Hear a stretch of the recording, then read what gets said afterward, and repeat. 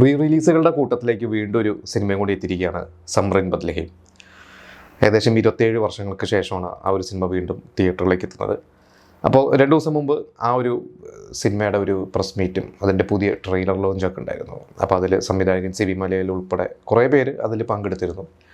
അപ്പോൾ ആ ഒരു സിനിമയെക്കുറിച്ചും അതിൻ്റെ കുറച്ച് രസകരമായിട്ടുള്ള കുറേ ഓർമ്മകളൊക്കെയാണ് ഇന്ന് ഞാൻ നിങ്ങളോട് ഷെയർ ചെയ്യാൻ പോകുന്നത്. 98 ഓണം സീസണിലാണ് സമ്രിൻ ബദ്ലഹീം തിയേറ്ററിലെത്തിയത്.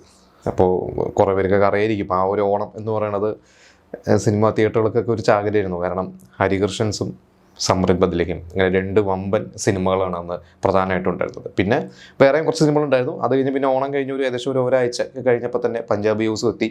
അങ്ങനെ ആ ഒരു സെപ്റ്റംബർ ഒക്ടോബർ മാസമൊക്കെ എന്താ പറയുക, ഡിസംബർ വരെ ശരിക്കും തിയേറ്ററിലൊക്കെ നിറഞ്ഞിരുന്നൊരു സമയമായിരുന്നു. അപ്പോൾ കഴിഞ്ഞ ദിവസം ഈ പറയുന്ന ഓഡിയോ ലോഞ്ചോടനുബന്ധിച്ച് കുറച്ച് രസകരമായിട്ടുള്ള കാര്യങ്ങളെന്ന് പറയുന്നത്, അന്ന് ആ ഒരു സിനിമയുടെ ഭാഗമായിരുന്ന അതിൽ നമുക്കറിയാം കസിൻസ് 11 കസിൻസ്, അതിൽ കുറേ 5-6 ചെറിയ കുട്ടികളുണ്ട്. അതിലൊരു ആ കുട്ടികളൊക്കെ ഒന്ന് വലുതായി പലരും എന്താ പറയുക 35-40 വയസ്സൊക്കെ ആയിട്ടുള്ള പ്രായമായിട്ടുള്ള കുറച്ച് പെൺകുട്ടികൾ, അവരൊക്കെ അതിലൊരു 3 പേര് അതിൽ പങ്കെടുത്തിരുന്നു. അപ്പോൾ തമാശ രൂപേണ അവരൊക്കെ പറഞ്ഞു, മഞ്ജു വാര്യർ ഇപ്പോൾ അവരെക്കാട്ടൊക്കെ സീനിയറാണ്, മഞ്ജു വാര്യർ ചെറുപ്പമായിട്ടിരിക്കുന്നു, ഞങ്ങളൊക്കെ വയസ്സായി എന്നൊക്കെ പറഞ്ഞ് അവരുടെ കുറേ ഓർമ്മകൾ പങ്കുവയ്ക്കലും ഒക്കെ ഉണ്ടായിരുന്നു. പിന്നെ കുറേ പേര് അതിൽ ഇപ്പം ഇന്ന് നമുക്കറിയാം കുറേ പേരൊന്നും ജീവിച്ചിരിപ്പില്ല. അതിൽ കലാഭവൻ മണിയില്ല, പിന്നെ അതിൻ്റെ ലിറിക്സ് എഴുതിയ ഗിരീഷ് പുത്തഞ്ചേരി ഇല്ല, സുകുമാരി ഇല്ല, അങ്ങനെ കുറേ പേര് വിട്ടുപോയിട്ടുണ്ട്, ഇന്ന് നമ്മുടെ കൂടെ ഇല്ല. അപ്പോൾ ഇതിൽ അവരുടെയൊക്കെ ഫാമിലിന് ഇപ്പോൾ പുത്തഞ്ചേരിയുടെ ഫാമിലി അവരുടെ മക്കൾ വന്നിട്ട് മെമൻറ്റോ ഒക്കെ വാങ്ങിയിരുന്നു. പിന്നെ കലാഭവൻ മണിയുടെ കുടുംബം വരും എന്ന് പറഞ്ഞിരുന്നു, പക്ഷേ അവർ വന്നില്ല. എന്തായാലും സിബി മലയിൽ ഈ ഒരു സിനിമയുടെ അന്നത്തെ കുറേ ഓർമ്മകളൊക്കെ പങ്കുവച്ചു. സിബി മലയിലും മഞ്ജു വാര്യരൊക്കെ പങ്കുവച്ചിരുന്നു. അപ്പോൾ അതിൽ സിബി മലയിൽ പറഞ്ഞൊരു കാര്യമുണ്ട്, ഈ ഒരു സിനിമയുടെ ആലോചന ശരിക്ക് വരുന്നത് ഹം ആപ്കെ ഹൈ കോൻ എന്ന് പറയുന്ന ഒരു സിനിമ, ആ ഒരു സിനിമ ഒരിക്കൽ, അതായത് രഞ്ജിത്തും സിബിമലയിലും മായാമൊയ്യൂരൊക്കെ ഇവർ ഒന്നിച്ചിട്ടുണ്ട്. അപ്പോൾ അത് കേട്ട് ഇവരൊരു സിനിമ ചെയ്യണം എന്നുള്ള ഒരു ആലോചനയും കാര്യങ്ങളൊക്കെ ഇരിക്കുമ്പോഴാണ് ഹം ആപ്കെ ഹൈ കോൻ സിനിമ ഇവർ തിയേറ്ററിൽ മദ്രാസിൽ വെച്ച് കാണുന്നതും. അപ്പോൾ ഇതുപോലൊരു ആഘോഷ സിനിമ മലയാളത്തിൽ ചെയ്യണം എന്ന് പറഞ്ഞിട്ടാണ് അതേപോലത്തെ ഒരു പാറ്റേണിലുള്ള സിനിമ, കുറേ പാട്ടും കുറേ സ്റ്റാർസൊക്കെ ഉള്ള ഒരു സിനിമ ചെയ്യണം എന്നുള്ള ആലോചനയാണ് ഇതിൻ്റെ ഒരു ത്രെഡും കാര്യങ്ങളൊക്കെ വരുന്നത്. ഒരു വെക്കേഷൻ മൂഡുള്ള ഒരു സിനിമ. ശരിക്കും ഇത് തമിഴിൽ ചെയ്യാൻ ഉദ്ദേശിച്ചിരുന്ന സിനിമയായിരുന്നു. അന്ന് കെ ടി കുഞ്ഞുമോൻ എന്ന് പറയുന്ന കാതലനൊക്കെ ചെയ്ത ജെന്റിൽമാനൊക്കെ ചെയ്ത വമ്പൻ പ്രൊഡ്യൂസർ കെ ടി കുഞ്ഞുമോൻ തമിഴിലൊരു സിനിമ ചെയ്യണം എന്ന് പറഞ്ഞിട്ടാണ് സിബി മലയിലിനെ അപ്രോച്ച് ചെയ്യണതും. പക്ഷേ കെ ടി കുഞ്ഞുമോൻ്റെ സിനിമകളുടെ അത്തരത്തിലുള്ള ഭയങ്കര വമ്പൻ ബ്രഹ്മാണ്ഡ സിനിമകൾ ചെയ്യാൻ സിബി മലയിൽ താല്പര്യമില്ലാത്തതുകൊണ്ട് വേറൊരു കഥയൊക്കെ ആലോചിക്കാം എന്നൊക്കെ പറഞ്ഞിട്ടാണ് ഈ ഒരു കഥയിലേക്ക് എത്തിയത്. പിന്നെ കെ ടി കുഞ്ഞുമോൻ മാറി മറ്റൊരു തമിഴ് പ്രൊഡ്യൂസർ വരുന്നു. അങ്ങനെ പ്രഭുവിനെയും ജയറാമിനെയും മഞ്ജു വാര്യരെയും വെച്ച് ഈ ഒരു സിനിമ പ്ലാൻ ചെയ്യുന്നു. ഇപ്പോൾ പ്രണയവർണ്ണങ്ങൾ എന്ന് പറയുന്ന ഒരു സിനിമ ഇവർ ഷൂട്ട് ചെയ്യുമ്പോൾ ആ സമയത്ത് തന്നെ മഞ്ജു വാര്യരോട് ഇതിൻ്റെ കഥയും കാര്യങ്ങളൊക്കെ പറയുന്നു, ജയറാമിനെ പ്ലാൻ ചെയ്യുന്നു. അങ്ങനെ ഇവർ തമിഴിൽ പോയിട്ട് ആ ഒരു സിനിമ ഷൂട്ടിംഗ് തുടങ്ങി ഏകദേശം ഒരു പാട്ട് വരെ എടുത്തു കഴിഞ്ഞിരുന്നു. എന്നിട്ട് ആ സിനിമ നിന്ന് പോകുന്നുണ്ടായിരുന്നു. അതിൻ്റെ വേറെ എന്തൊക്കെയോ റീസൺസ് ഉണ്ടെന്ന് തോന്നുന്നു, എനിക്ക് വ്യക്തമായിട്ട് എൻ്റെ റീസൺസ് അറിയില്ല. എന്തായാലും ആ ഷൂട്ടിംഗ് നിന്നുപോയി, തമിഴിലെ പടം ഡ്രോപ്പ് ആവുകയാണ്. അപ്പോൾ ആ ഒരു സിനിമ അന്ന് സംഭവിച്ചിരുന്നെങ്കിൽ മഞ്ജു വാര്യരുടെ ആദ്യത്തെ തമിഴ് സിനിമ അതാവുമായിരുന്നു. അങ്ങനെ അത് നടക്കാതെ തിരിച്ചു വന്ന ശേഷമാണ് വീണ്ടും മലയാളത്തിൽ ഒന്നുകൂടി പ്ലാൻ ചെയ്യാമെന്ന് ആലോചിച്ചപ്പോഴാണ് സിയാദ് കോക്കർ എന്ന് പറയുന്ന പ്രൊഡ്യൂസർ കോക്കസ് വില്യംസ്, അവർ ഏകദേശം ഒരു 5 വർഷം മുമ്പ് തന്നെ, അതായത് സമ്രിൻ ബദ്ലഹീം സംഭവിക്കുന്ന 98 എന്ന് പറയുന്ന വർഷത്തിന് 5 വർഷം മുമ്പ് തന്നെ സിബി മലയിലുമായി ഒരു സിനിമ ചെയ്യണം എന്ന കമ്മിറ്റ്മെൻ്റ് ഒക്കെ കൊടുത്ത് അവർ പ്ലാൻ ചെയ്തിരിക്കുന്ന സമയത്താണ് ഈ ഒരു പ്രൊജക്റ്റ് വരുന്നത്. അങ്ങനെ സിയാദ് കോക്കർ മറവത്തൂർ കനിവ് ചെയ്യുന്നൊരു സമയമാണ്. അങ്ങനെ അദ്ദേഹം ഈ ഒരു പ്രൊജക്റ്റ് ഏറ്റെടുക്കുന്നു, എന്നിട്ട് വീണ്ടും തുടങ്ങാം എന്ന് പറയുന്നു. അങ്ങനെയാണ് പിന്നെ ബാക്കി കാര്യങ്ങളൊക്കെ ഭയങ്കര ഫാസ്റ്റായിട്ട് തന്നെ കിടന്നു. ഇതിന് കുറച്ച് കാലം മുമ്പ് ജയറാം ഒരു ഇൻ്റർവ്യൂവിൽ പറഞ്ഞിരുന്നു, ഇത് തമിഴിലൊന്നും നടന്നില്ല. പിന്നെ മലയാളത്തിലേക്ക് വന്നു കഴിഞ്ഞപ്പോൾ ഇവർക്ക് ചെറിയൊരു പ്ലാൻ ഉണ്ടായിരുന്നു ഇതിൻ്റെ ഡയറക്ടർക്കൊക്കെ. അതായത് ഇത് ജയറാമിൻ്റെ ഇപ്പം നമ്മൾ കാണുന്ന ആ ഡെന്നീസ് എന്ന് പറയുന്ന ഒരു ക്യാരക്ടർ ജയറാമിനും രവിശങ്കർ എന്ന് പറയുന്ന ക്യാരക്ടർ ബിജു മേനെയും ഇട്ടിട്ട് അങ്ങനെ ഒരു പ്ലാൻ ചെയ്തപ്പോൾ ജയറാം പറഞ്ഞു വേണ്ട, എനിക്ക് രവിശങ്കർ തന്നെ മതി എന്ന് ജയറാം നിർബന്ധം പിടിച്ചു. ജയറാമിനെ കാരണം പറഞ്ഞത് അതിൽ ആ കൺഫ്യൂഷൻ തീർക്കണമേ എന്ന് പറയുന്ന ആ ഒരു പാട്ട് എനിക്ക് മിസ്സാവരുത്, അതാ രവിശങ്കറിനെ കിട്ടുള്ളൂ.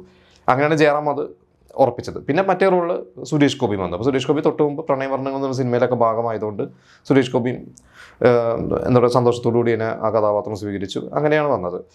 പിന്നെ അതിൽ നമുക്കറിയാം ഇവരുടെ കൂടെ സുരേഷ് ഗോപിയും ജയറാമിൻ്റെ കൂടെ ത്രൂ ഔട്ടുള്ളൊരു ക്യാരക്ടറാണ് കലാഭവൻ മണിയുടെ മോനായി എന്ന് പറഞ്ഞ ക്യാരക്ടർ. ശരിക്കും അത് കുതിരട്ടം പപ്പ് വരുന്നു. കുതിരട്ടം പപ്പ് ഒരു സിനിമയുടെ വന്ന് ഷൂട്ടിംഗ് തുടങ്ങി 1-2 ദിവസം ഷൂട്ട് ചെയ്തതാണ്. പക്ഷേ അദ്ദേഹത്തിന് അന്ന് ആരോഗ്യ പ്രശ്നങ്ങൾ കാരണം ആ തണുപ്പ് പറ്റാതെ അദ്ദേഹം അവിടെ നിന്ന് പിന്മാറി. പകരമാണ് കലാഭവൻ മണി വരുന്നത്. ഇന്ന് പക്ഷേ നമുക്ക് കലാഭവൻ മണി അല്ലാതെ വേറെ ആരെയും സങ്കല്പിക്കാൻ പറ്റില്ല. കുറേ മാറ്റങ്ങളൊക്കെ അവർ വരുത്തിയിട്ടുണ്ട്.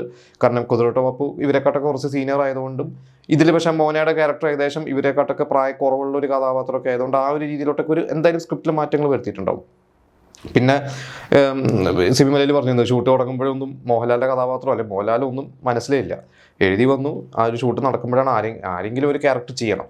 അപ്പോൾ ഈ പറഞ്ഞ പോലെ അന്ന് ബിജു മേനോനെ പോലത്തെ ഒരു ക്യാരക്ടർ ആണെങ്കിൽ അത്ര കാരണം സുരേഷ് ഗോപിയും ജയറാമിനെക്കാട്ടും സീനിയർ ആയിട്ടുള്ള അല്ലെങ്കിൽ അവരെക്കാട്ടും താരമൂല്യമുള്ള ഒരു നടൻ ചെയ്താലേ അത് നിൽക്കുള്ളൂ എന്നുള്ളത് കൊണ്ട് ഇവർ കമലഹാസനെയൊക്കെ ആലോചിച്ചിരുന്നു. പക്ഷേ കറങ്ങി തിരിഞ്ഞ് വീണ്ടും മോഹൻലാൽ വെറുതെ മോഹൻലാലോട് പോയി കഥ പറയാമെന്ന് പറഞ്ഞ് ചെന്നു, മോഹൻലാലിനോട് പറയുന്നു, മോഹൻലാൽ ചെയ്യാമെന്ന് പറഞ്ഞു. അങ്ങനെ മോഹൻലാൽ സിനിമയുടെ ഭാഗമായി.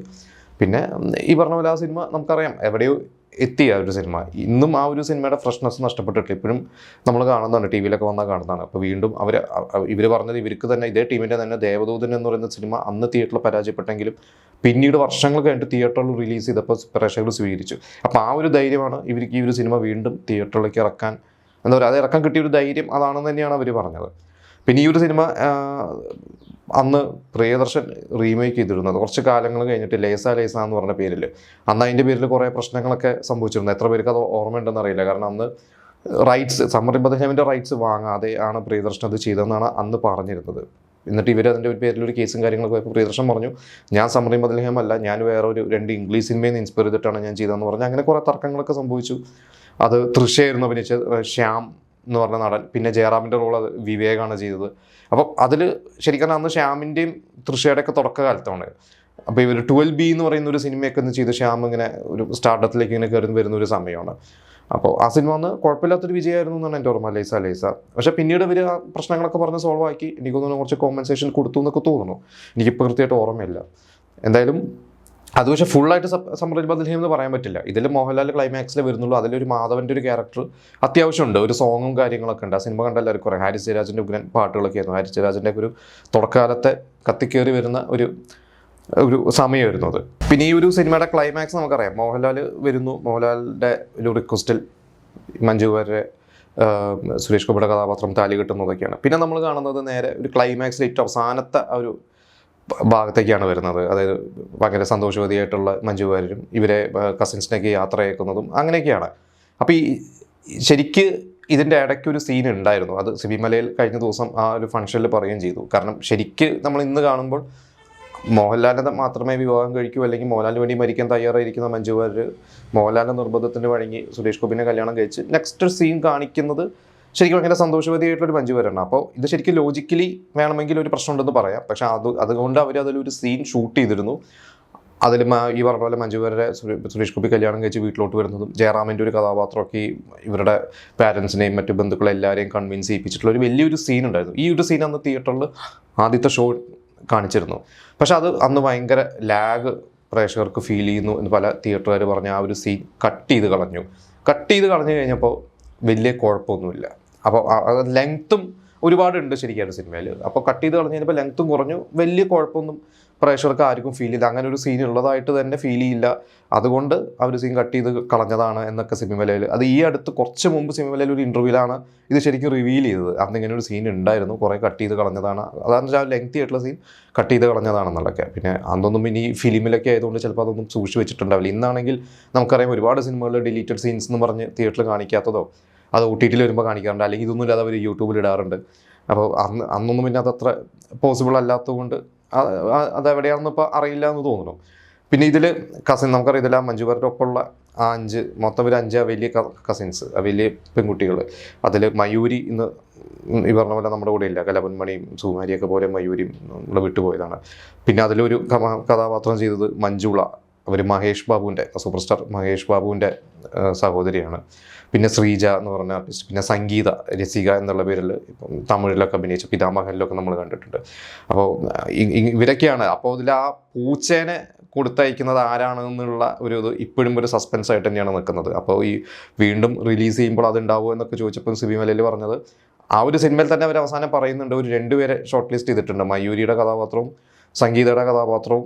അതായത് അവർ 2 പേരും കാണിച്ചത് ഞങ്ങൾ 2 പേരിൽ ഒരാളാണ് എന്നുള്ള രീതിയിലാണ് അങ്ങനെ നിർത്തിയിരിക്കുന്നത്. അപ്പോൾ അതിനി വീണ്ടും റിലീസ് ചെയ്യുമ്പോൾ അവരതിന് എന്തെങ്കിലും ഒരു ഉത്തരം നൽകുമെന്ന് ചോദിച്ചപ്പോൾ ഉണ്ടാവില്ല എന്ന രീതിയിൽ തന്നെയാണ് സിനിമയിൽ പറഞ്ഞിരിക്കുന്നത്. അത് ആരാണെന്നുള്ളത് ഇപ്പോഴും കുറേ ചർച്ചകൾ നടക്കുന്നുണ്ട്, സോഷ്യൽ മീഡിയയിൽ കുറേ ചർച്ചകൾ, എൻ്റെ കുറേ ഡീകോഡിങ്ങും അതൊക്കെ ആയിട്ട് നടക്കുന്നുണ്ട്. പിന്നെ കുറച്ച് കാലം മുമ്പ് സംഗീത ഒരു ഇൻ്റർവ്യൂവിൽ പറഞ്ഞു അത് സംഗീതയാണ് എന്ന് സംഗീത പറഞ്ഞിട്ടുണ്ട്. അപ്പോൾ അങ്ങനെയാണ് സംഗീതയോട് സിബി മലയിലും രഞ്ജിത്തും ഒക്കെ ആദ്യം കഥ പറയുമ്പോൾ പറഞ്ഞതെന്നാണ് പറഞ്ഞത്. എന്തായാലും നമുക്ക് ഇപ്പോഴും ഉറപ്പ് പറയാറായിട്ടില്ല. എന്തായാലും സിനിമ വീണ്ടും തിയേറ്ററിലേക്ക് റിലീസ് ചെയ്യാണ്. അപ്പോൾ ഇതിൽ അഭിനയിച്ച ആ ചെറിയ കുട്ടികൾ അവരിപ്പം വലുതായിട്ട് എനിക്ക് തോന്നുന്നു അതിൽ നിവ്യ എന്ന് പറയുന്ന അന്നത്തെ ബാലതാരം അവർ ഒരുപാട് സിനിമകൾ അഭിനയിച്ചിട്ടുണ്ട്. പക്ഷേ സമ്മർ ഇൻ ബത്ലഹേമാണ് അവർക്ക് ഏറ്റവും പ്രിയപ്പെട്ടതെന്ന് അവർ പറഞ്ഞു. അവർ പറഞ്ഞു അന്ന് അവർ 12 വയസ്സുള്ളപ്പോൾ അവരുടെ അച്ഛനും അമ്മയുടെയും കൂടെയാണ് കണ്ടത്. ഇന്ന് എൻ്റെ മക്കളുടെ കൂടെ ഇരുന്നാണ് ഞാൻ സിനിമ കാണാൻ പോകുന്നത് എന്നൊക്കെ പറഞ്ഞു. എന്തായാലും ഡിസംബർ 12 ഇറങ്ങണത്. അപ്പോൾ ക്രിസ്മസിന് തിയേറ്ററിൽ ഉണ്ടാവും. അപ്പോൾ അന്ന് തിയേറ്ററിൽ കാണാത്തവരും കണ്ടവർക്കൊക്കെ വീണ്ടും ആ ഒരു സിനിമ പോയി കാണുക, എൻജോയ് ചെയ്യുക.